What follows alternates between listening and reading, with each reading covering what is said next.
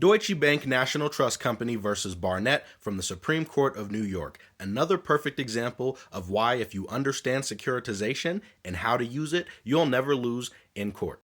In order to commence a foreclosure action, a plaintiff must have a legal or equitable interest in the mortgage. A plaintiff has standing where it is the holder or assignee of both the subject mortgage and of the underlying note at the time the action is commenced. This is important because they can't do it afterwards. It has to be set in stone before. And then there are some supporting case law to go with that statement. An assignment of a mortgage without an assignment of the underlying note or bond is a nullity and no interest is acquired by it with the applicable sites. Either a written assignment of the underlying note or the physical delivery of the note prior to the commencement of the foreclosure action is sufficient to transfer the obligation. However, when MERS is involved as a nominee, they are never able to transfer rights. That is right in the MERS patent procedures. Now, here, the plaintiff failed to establish as a matter of law that it had standing to commence the action. The Supreme Court thus erred in awarding the plaintiff summary judgment because the mortgage company in this case put in a summary judgment with an affidavit alleging that they had ownership. However, they could not prove that through their documents, and so the summary judgment was reversed in favor of the defendant.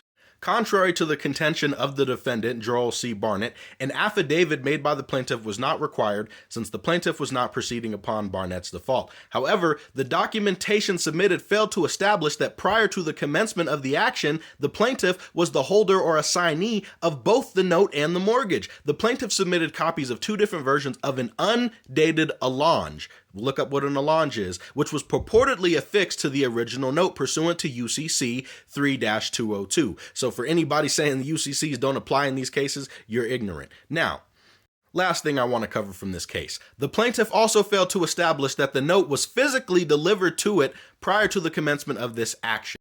The vice president of the plaintiff's servicing agent and the plaintiff's counsel both affirmed that the original note is in possession of the plaintiff's counsel. However, the affidavits did not state any factual details concerning when the plaintiff received physical possession of the note and thus failed to establish the plaintiff had physical possession of the note prior to commencing this action. These inconsistencies raise an issue as to the fact of the plaintiff's standing to commence this action. Thus, the Supreme Court should have denied those branches of the plaintiff's motion, which were to strike the answer for summary judgment on the complaint, and for an order of reference, the cross motion was properly denied.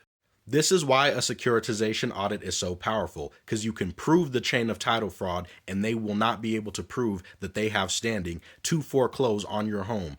90% plus of mortgages have been securitized in some fashion. So if you want to learn how to enforce it, make sure you're in the class Monday the 24th at 7 p.m. Sign up is going to close this Sunday, so be there or be square.